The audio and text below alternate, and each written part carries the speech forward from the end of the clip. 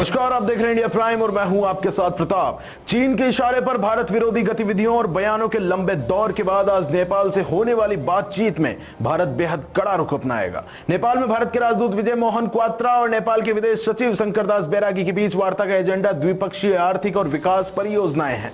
मगर इस दौरान नेपाल की ओर से जारी विवादास्पद नक्शे सीमा पर 2 बार की गई फायरिंग और बाढ़ नियंत्रण में सहयोग के मुद्दे छाए रहेंगे। चीन की शय पर लगातार भारत विरोधी बयानबाजी कर रहे नेपाली प्रधानमंत्री केपी शर्मा ओली को उम्मीद थी कि इससे नई दिल्ली दबाव में आ जाएगी, लेकिन इसके उलट भारत ने ओली के बयानों को रत्ती भर तवज्जो न देने की रणनीति अपनाई। सरकारी सूत्रों की अगर माने तो उनके मुताबिक विवादित नक्शा, सीमा पर तनाव और विवादित टिप्पणियों के बाद अपने घर में ही घिरे ओली ने बीच का रास्ता निकालने की लगातार कोशिशें की। भारत को बातचीत की पटरी पर लाने के लिए ओली की ओर से राष्ट्रीय स्वयंसेवक संघ के नेताओं के साथ भाजपा नेताओं के संपर्क साधा गया।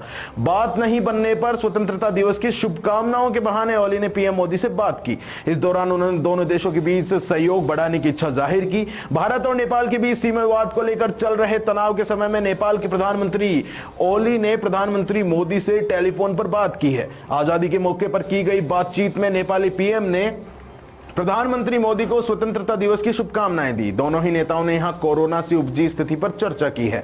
विदेश मंत्रालय ने इसकी जानकारी साझा की है। गौरतलब है कि सीमा विवाद को लेकर चल रहे तनाव के बीच भारत और नेपाल अगले सप्ताह आपस में वार्ता करेंगे। सूत्रों ने बताया कि वार्ता के दौरान नेपाल में भारत के सहयोग से चल रहे प्रोजेक्ट्स और प्रगति की समीक्षा की जाएगी। सूत्रों ने यह भी कहा 17 अगस्त को वार्ता में नेपाल के भारतीय राजदूत विनय क्वात्रा और नेपाली विदेश सचिव शंकरदास बैरागी हिस्सेदारी करेंगे। हालांकि सूत्रों ने यह नहीं बताया कि इस दौरान नेपाल की तरफ से जारी किए गए नए विवादित नक्शे को लेकर भी वार्ता के दौरान चर्चा की जाएगी या नहीं।